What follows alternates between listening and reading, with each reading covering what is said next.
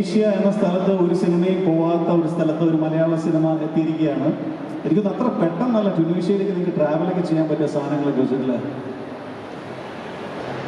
ശരിക്കും ഇതിൻ്റെ എല്ലാ ക്രെഡിറ്റ്സും കൊടുക്കേണ്ടത് ഇതിൻ്റെ ഡയറക്ടർ അർഫാസിനാണ്. അപ്പോൾ അർഫാസിന് നിങ്ങൾ കണ്ടല്ലോ കയറി വരുമ്പോൾ. അർഫാസ് ഞങ്ങൾ വുമൻ ഷൂട്ട് ചെയ്തുകൊണ്ടിരിക്കുമ്പോൾ ജീതു സാറിൻ്റെ ചീഫ് അസോസിയേറ്റ് ആയിരുന്നു. അപ്പോൾ ആ സമയത്ത് അർഫാസ് എൻ്റെ അടുത്ത് പറഞ്ഞു, ഞാനൊരു സ്ക്രിപ്റ്റ് റെഡിയാക്കിയിട്ടുണ്ട്, ഞാനൊന്ന് പറയാം എന്ന് പറഞ്ഞു.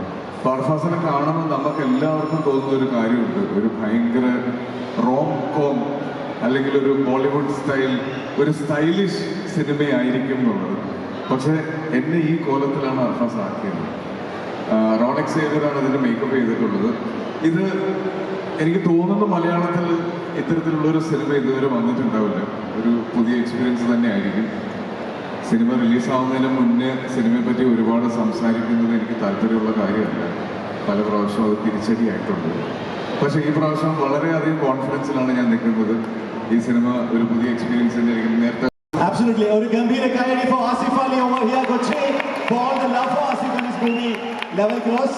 ഇനി ലെവൽ ക്രോസിനോടൊപ്പം തന്നെ ആസിഫിനായിട്ട് വരാൻ പോകുന്ന സിനിമകൾ ഏതൊക്കെയാണ്? ഡബിങ്ങിൽ കുറച്ച് 24th തലവൻ എന്നൊരു സിനിമ റിലീസ് ആവുന്നുണ്ട്. ജിസ് ജോയോടൊപ്പം ഞാൻ ചെയ്യുന്ന 4ാമത്തെ സിനിമയാണ്. ബിജു മേനോനും ഞാനുമാണ് ആ സിനിമയിൽ വരുന്നത്. ഈ 24th റിലീസുണ്ട്. വെക്കേഷൻ കഴിയുന്നതിന് മുന്നേ തലവനും തിയേറ്ററിൽ പോയി തന്നെ കാണില്ലേ?